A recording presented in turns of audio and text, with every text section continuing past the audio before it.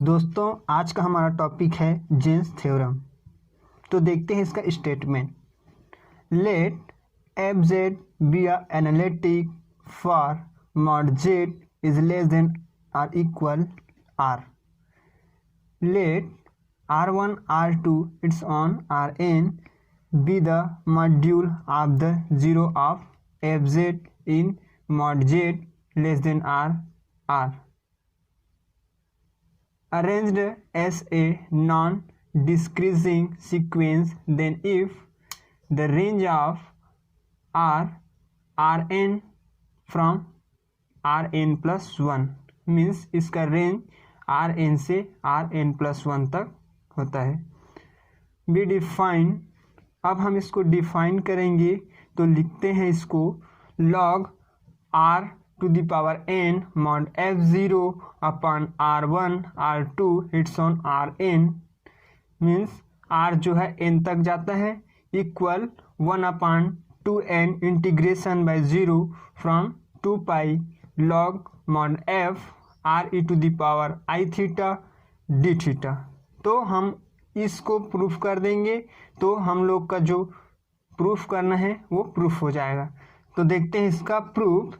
First we consider the function f z equal small f z equal, ये summation लेते हैं i equal 1 से n तक, तो r square minus Z complement Z i upon r Z minus Z i.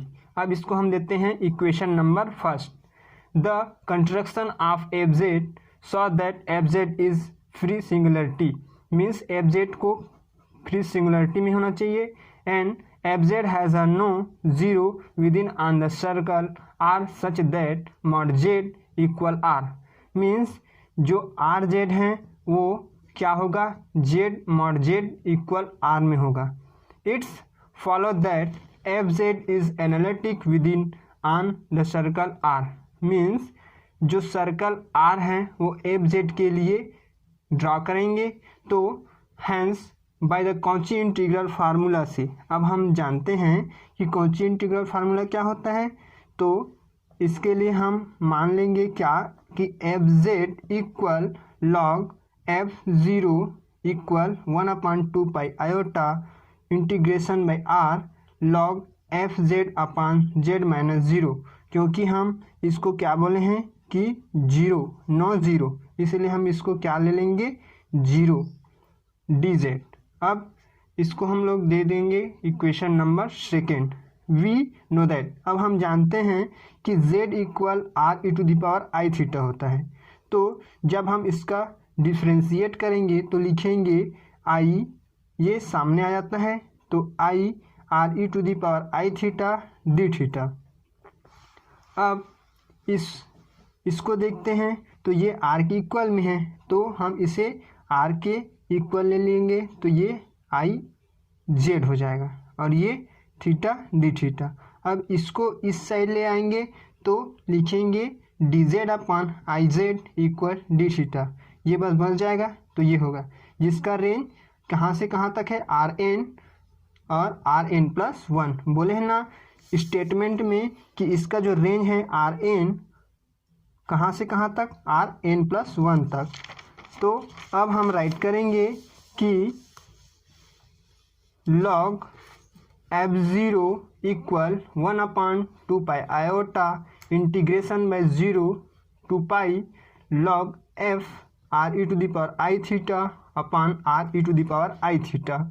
अब हम लोग लिखे हैं कि z equal r E to the power I theta d theta, तो ये दोनों क्या हो जाएगा, कैंसिल हो जाएगा और आई के साथ ये आई कैंसिल हो जाएगा। तो फिर हम आगे लिखेंगे इसको log f zero equal 1/2 pi from 0 से 2 pi log f r E to the power I theta means ये दोनों जब कट जाएगा तो ये केवल log r f r E to the power I theta के इक्वल हो जाएगा।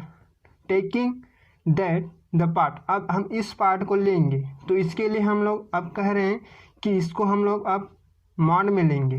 तो मॉड में लेंगे तो हम इसको राइट करेंगे कि 1/2 pi 0 from 2 pi log mod f r E to the power I theta.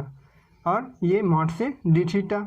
अब हम लोग 2 इक्वेशन तो कंप्लीट करे हैं, तो अब इसको हम लोग इक्वेशन नंबर 3 देंगे। नाउ विद राइट, अब हम ये मान लेंगे कि z, अभी हम लोग माने थे कि z equal r E to the power I theta. अब हम थीटा के जगह में क्या रखेंगे, अब फाई। देन अब फाई रखेंगे तो लिखेंगे यहाँ से कि pi equation I equal 1 from N R square minus Z complement Z I upon R Z minus Z I के लिए फिर ये इक्वल हो जाएगा pi summation I equal 1 N R square minus R E to the power I phi, क्योंकि हम लोग Z की जगह में R E to the power I phi रख रहे हैं, तो जेड आई का complement upon r E to the power I phi minus Z i. R को हम लोग कॉमन ले लेंगे, ठीक है। तो फिर आगे हम इसको लिखेंगे अब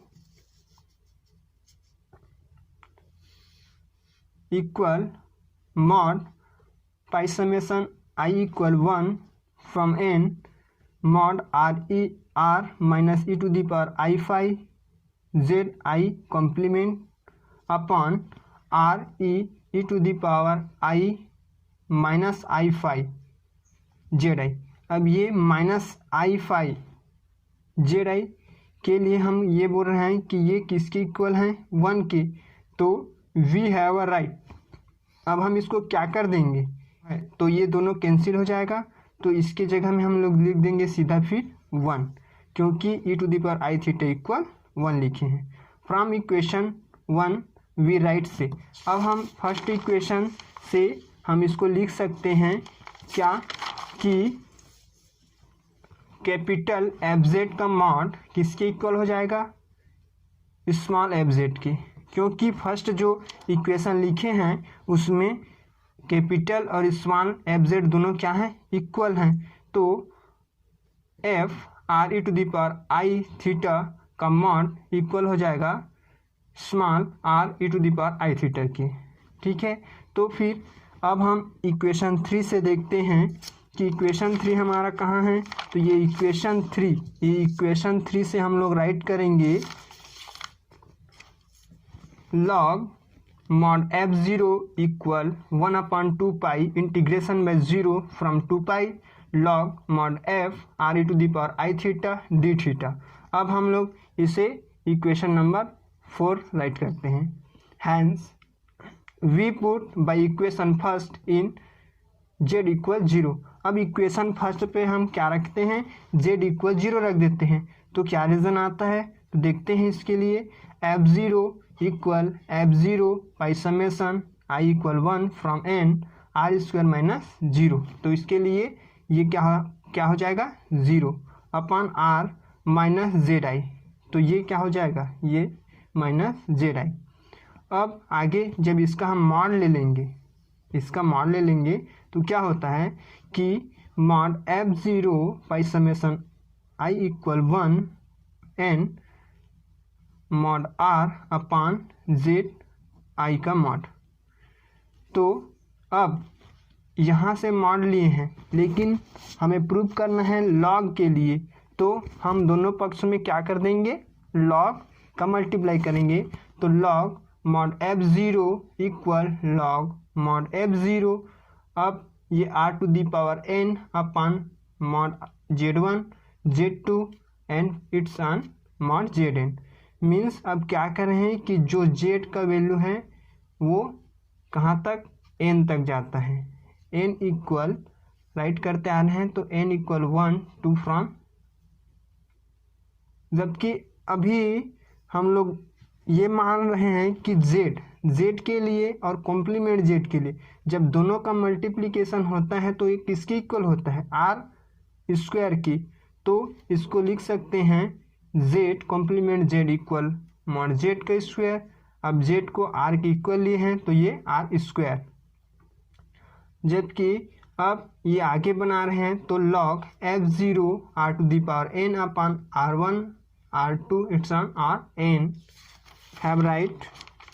फ्रॉम इक्वेशन 4 से अब इक्वेशन 4 से हम राइट कर रहे हैं कि log आर एन F0 का mod R1 R2 it's on r n equal हो जाएगा किसके 1/2 पाई इंटीग्रेशन में 0 from 2 pi log f r e to the power I theta d theta replacing by r r means ये r जहाँ लिखे हैं उसके जगह में आप स्मॉल r लिखते हैं तो हमारे इक्वेशन जो हम प्रूव करना चाहते थे वो हम लोग को प्राप्त हो जाता है। तो log r n r to the power n mod f1 0 का मॉड अपान में R1 R2 so on r n equal 1/2 pi integration by 0 from 2 pi log f r e to the power I theta d theta जो कि हम लोग प्राप्त कर चुके हैं। अब ये जब आ जाता है तो हम कहते हैं कि हमारा जो थ्योरम है वो पूरी तरह से प्रूफ हो जाता है।